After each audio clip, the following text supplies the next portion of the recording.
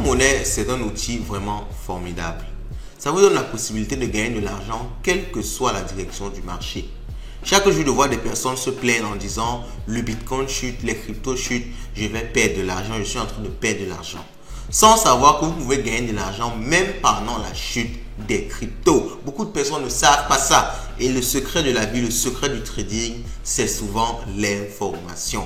Il est bel et bien possible de gagner beaucoup d'argent, peut-être même plus d'argent quand le Bitcoin chute que lorsqu'il monte. Dans cette vidéo, je vais vous donner mon guide pratique. Qu'est-ce que moi je fais pour pouvoir réaliser cela? On va voir ça en détail. Et je crois qu'après cette vidéo-ci, les termes du genre, les phrases du genre, le Bitcoin chute, ça m'énerve, le Bitcoin est en train de perdre de la valeur, ça m'énerve, vont carrément disparaître de votre vocabulaire. Allons-y, let's go. Go!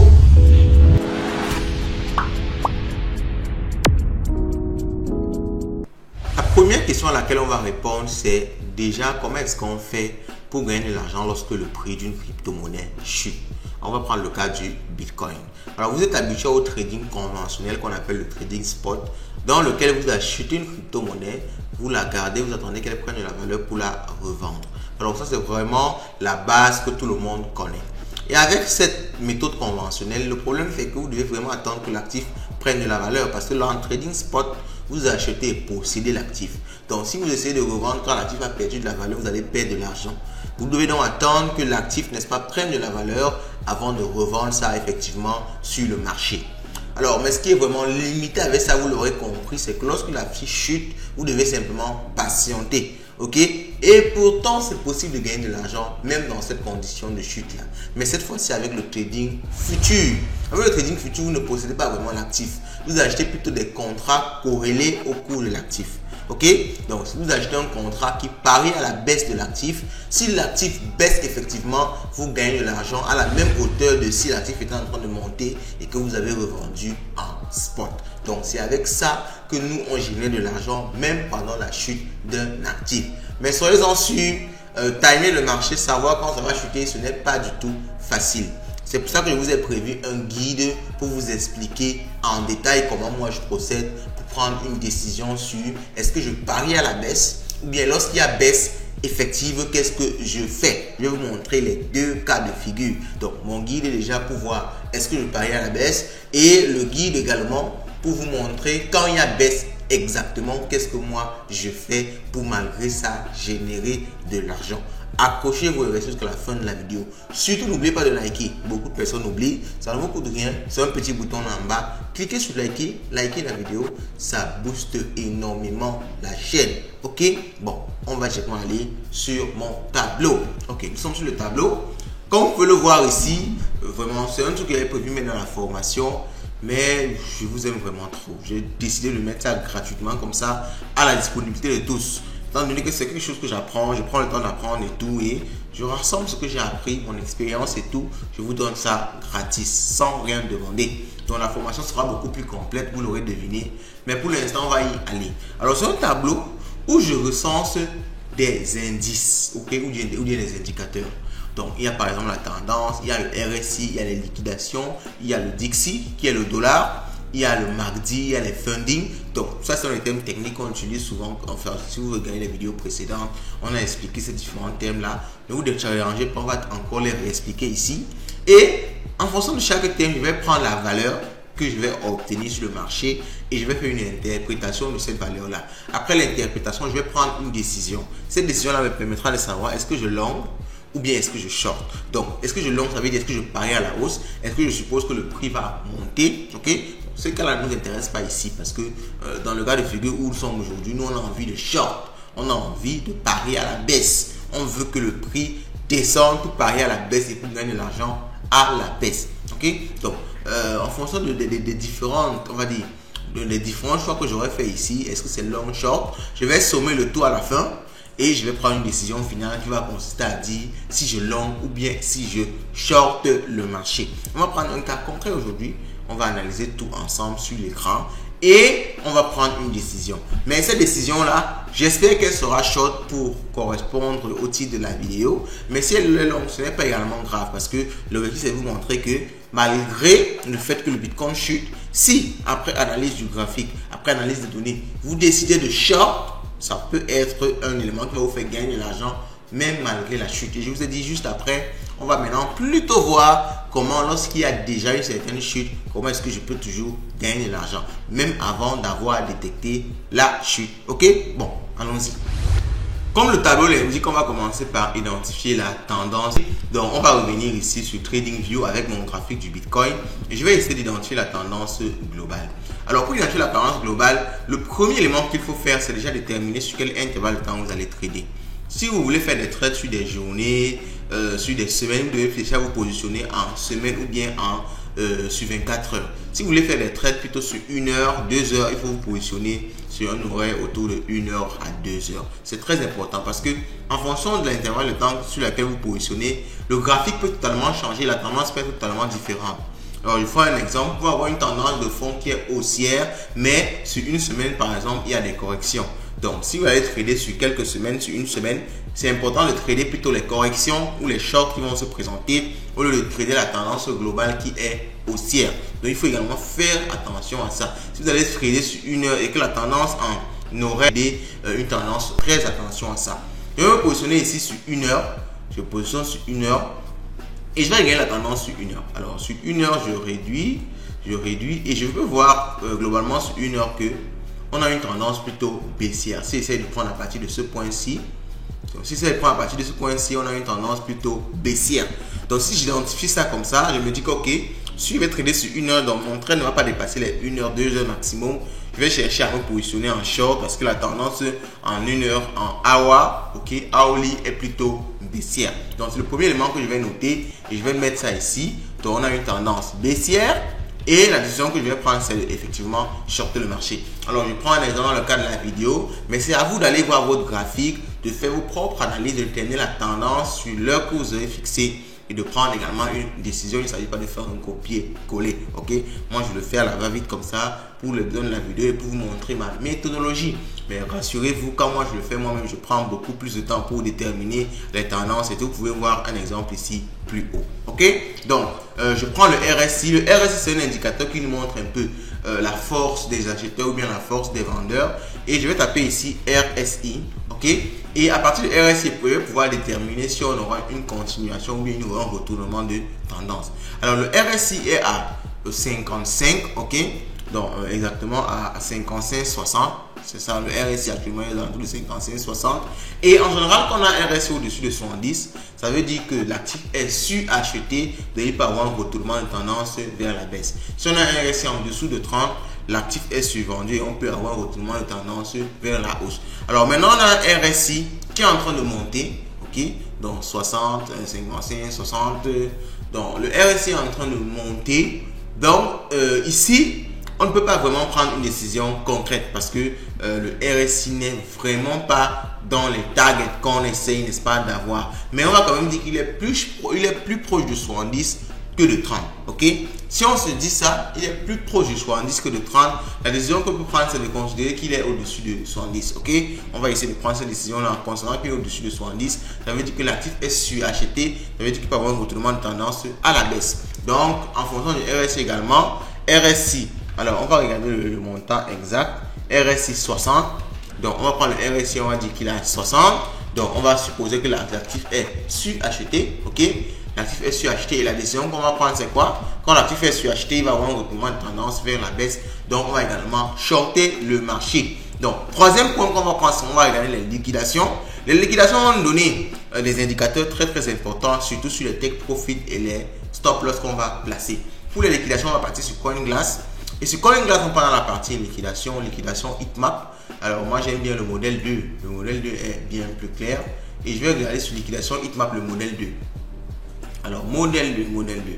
Je suis là sur le modèle 2. Et je vais regarder ça avec un intervalle de temps plus court possible. Parce que vous savez, je vais me positionner sur 1 heure de trade. Donc, je vais regarder sur 12 heures les liquidations. Et on peut voir que sur les liquidations, autour des 64 538, 64 538, il y a des grosses poches de liquidité. Donc, en général, si on monte à ce prix-ci, on va d'abord se faire rejeter, forcément.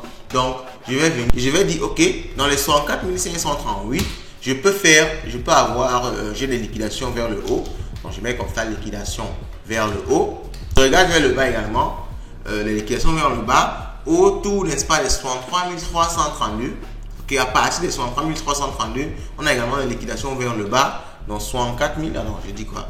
J'ai dit 63 332.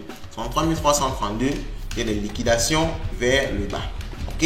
Donc, ça me permet d'avoir quoi ces éléments-ci? Ça me permet d'avoir des take profit si je parie à la hausse. Donc, si je parie à la hausse, je vais mettre mon take profit aux alentours, n'est-ce pas, de 64 538. Ok? Donc, ça ne donne pas vraiment une décision sur short ou bien long. Ça me donne plutôt les décisions sur si je parie à la hausse, je vais mettre, n'est-ce pas, un take profit aux alentours de 64 538. Si je parie à la baisse, mon take profit sera autour de 63 332. Parce qu'il y a des liquidations qui risquent de faire des gros mouvements là-bas. Et moi, je vais déjà encaisser mes bénéfices avant ces mouvements-là. Ces mouvements-là peuvent être dans mon sens comme non, mais ça ne m'intéresse pas trop. Moi, je veux juste empocher mes liquidités avant, n'est-ce pas, qu'il y ait des gros mouvements. Ok? Donc, ça me donne des estimations sur mes take profit et mes stop loss. Ok? Donc, on continue. DYX. DYX, c'est le dollar. Il faut regarder comment le dollar évolue parce que ça fait des variations énormes sur le prix d'une crypto en fonction de l'évolution du dollar. Je vous ai déjà parlé de ça ici. Allez essayer de regarder les anciennes vidéos. Je vous ai parlé de l'évolution du dollar. Alors, on a cette résistance-là du dollar ici. Cette résistance-là qu'on casse souvent. Après, on réitère, on casse, on réitère. Et on peut voir ici que on est actuellement en train d'aller casser le dollar vers le haut. Et quand on casse le dollar vers le haut, ce qu'il faut savoir, c'est que quand le dollar prend de la valeur, les cryptos ont tendance, ça fait les risques on, que ce soit les cryptos ou bien la bourse, ont tendance à descendre. Ok? Donc maintenant, je suis en train d'aller casser le dollar vers le haut. Ça veut dire que les cryptos vont avoir tendance à descendre dans les heures qui vont suivre. Donc quand c'est comme ça, ça veut dire que quelle est la décision que je dois prendre? Le dollar est en train de casser sa résistance. Donc le dollar est haussier. Il va casser sa résistance. Il est en train de casser sa résistance. La décision que je vais prendre, c'est de short parce que quand le dollar monte, les cryptos sont en train plutôt de descendre. Ok? On continue avec les indicateurs. Il y a le MACD. Donc le MACD, c'est également un indicateur qui va nous donner un peu une idée sur la variation du prix ou les retournements de tendance. Donc Moving Average Divergence. Donc c'est un indicateur également que j'utilise souvent. Et le MACD, ce qu'il faut savoir, c'est que lorsque les lignes de tendance sur le MACD, ces deux lignes ici, lorsqu'elles se croisent, ça nous donne un mouvement. Donc par exemple, ici il y a eu un croisement et on a eu un départ vers la hausse. Donc là actuellement il n'y a pas de croisement. Donc on ne peut pas vraiment prendre des décisions parce que beaucoup de personnes quand ils voient ça comme ça, ils essayent de dire que ok, quand c'est comme ça, ça va venir se croiser devant, donc il faut que je prenne une décision. Non, attends qu'il y ait le croisement pour prendre la décision parce que ça peut varier n'importe comment. Donc ne suppose pas que ça va continuer comme ça, aller se couper vers le haut. Pas du tout, c'est vraiment aléatoire. Donc ici le MACD ne donne pas une décision fixe, donc on va laisser MACD. On passe directement au niveau de nous donner une idée. Les fundings, c'est sur CoinGlass. Vous voyez que CoinGlass mélangé avec TradingView, c'est deux outils qui sont vraiment intéressants. Les fundings vont nous donner une idée sur le fait que qu'est-ce qui se passe sur le marché actuellement. Est-ce que les gens sont plutôt en train de parier à la hausse ou alors de parier à la baisse? C'est très important d'avoir ça parce que s'il y a des paris à la hausse, en général, le marché va dans le sens contraire de ce que tout le monde fait. Donc, si tout le monde parie à la hausse, en général, il faut parier à la baisse. Si tout le monde parie à la baisse, en général, il faut parier à la hausse. Et on peut le voir ici actuellement, tout le monde est en train de parier à la baisse ou bien c'est neutre. Donc, les fundings sont plutôt neutres ici. C'est pas très... Parce que quand c'est en rouge, ou ici, quand on tend vers le jaune, autant pour moi, le jaune ici, ça veut dire que les fundings sont élevés. Quand c'est plutôt vers le vert, c'est moins ici. Que quand c'est vers le violet, c'est encore moins élevé. Donc, sur le Bitcoin, c'est plutôt neutre. Et il y en a sur certaines cryptos, comme le BNB, c'est plutôt baissier. Donc là, on est en train de parier énormément à la baisse. Bon, sûrement en fonction du procès qu'il y a actuellement avec CZ. Donc, en fonction de ça, vous allez décider de dire, ok, par exemple, sur le BNB, je vais shorter, parce que je vais long, parce que tout le monde est en train de parier, n'est-ce pas, à la baisse. Et ici, je vais par exemple shorter parce que c'est neutre, ou bien tout le monde est en train de parier à la hausse. Ok? Donc ici, je vais par exemple dire que, ok, les fundings sont plutôt neutres. Donc, quand c'est plutôt neutre, c'est à moi de savoir, ok, en fonction des autres indicateurs, je peux long ou short. Mais si j'essaie de regarder, on va dire l'historique, on peut voir ici que c'était négatif. On peut voir que tous les jours précédents, c'était plutôt négatif et on n'a pas de gros changements. Donc là, je peux dire que, ok, c'était négatif. Ça veut dire que tout le monde short, donc je vais plutôt dire que je long. La décision est différente. Et ici, vous allez voir, à la fin, je vais sommer l'ensemble de mes décisions avec ces autres indicateurs-là. On va pas faire tous les exemples ici. Vous avez le tableau, vous avez donc ce que moi, je vais checker par la suite. l'open interest, l'OBV, je vais regarder Fibonacci, je vais regarder les news. C'est extrêmement important de regarder les news parce que les news, s'il y a une news par exemple de dire que un exchange va cracher ou alors, je sais pas moi, les ETF Bitcoin sont acceptés par exemple en Asie, ce sont des news qui peuvent avoir un impact important sur le cours de la crypto. Et pour regarder les news, vous savez où on regarde ça? Je vais regarder ça au niveau de Twitter. Donc vous voyez, je vous donne tous les outils pour vous également vous positionner de la meilleure des façons. Donc vous allez sur Twitter, vous regardez les news. Par exemple, celui qui dit que les mêmes coins font fuir les constructeurs sérieux. Si vous n'êtes pas assez fragile pour être effrayé de la façon dont la jeunesse choisit d'utiliser les systèmes sans permission pour s'amuser. Bon, ça, c'est pas une news qui peut vraiment faire varier le cours. Donc, je la reposte juste. Je parle par coup comme ça. Grayscale passe sous la barre des 304 de BTC. Donc, Grayscale, c'est eux qui vendent énormément de Bitcoin. Donc, ils n'ont plus tellement de Bitcoin. Ça veut dire que ça, c'est une bonne nouvelle. C'est une nouvelle qui peut pousser le prix à la hausse. Donc, ce sont des éléments comme ça que je vais noter. Je vais simplement les marquer, les noter comme ça. Et je vais prendre, n'est-ce pas, par exemple, 20, 30 news. Et je vais faire un condensé. Je vais voir que ces 30 news aussi, vraiment, les news aussi me montrent qu'on va plutôt monter ou bien plutôt descendre. Donc, en fonction des news également que je vais choisir, je vais prendre une décision ici. Donc, vous avez demandé la méthodologie. C'est à la fin de tout ça que vous allez voir, ok, les shorts dominent par rapport au long. Donc, la décision finale que je vais, par exemple, prendre, c'est de short. Je n'ai pas envie de faire tout ici parce que ce sera trop long pour la vidéo. Mais vous avez déjà les indicateurs que vous devez suivre. Les news, vous devez regarder Fibonacci. On a fait une vidéo sur Fibonacci. Je vais vous laisser épingler plus haut. Vous regardez l'OBV, l'open interest. Vous devez regarder tous ces éléments-là. Vous les notez, vous prenez une décision. Et à la fin, vous prenez une décision finale. Et si la décision finale est plutôt de short, là, vous venez sur votre exchange et vous faites un short. Bon, j'ai fait des vidéos sur comment faire un short ici dans le challenge trading futur. Allez regarder ça, j'essaie également épingler plus haut. Vous faites un short et là, même si le Bitcoin est en train de chuter, vous gagnez de l'argent. Ok, même si le Bitcoin chute, vous gagnez de l'argent. C'est ce qui se passe et c'est la méthodologie que moi j'utilise actuellement pour gagner, même pendant les périodes de chute. Beaucoup de personnes paniquent quand il y a une chute. Moi, je ne panique pas. Moi, j'utilise mon tableau, je prends une décision et souvent ça concorde avec ce que le marché fait. Le marché chute, moi je gagne de l'argent pendant que tout le monde est en train de paniquer que son argent est en train de diminuer. Ok? Bon, dites-moi ce que vous pensez de cette vidéo en commentaire. N'oubliez surtout pas de faire le like. Le like est très important et on se dit à la prochaine.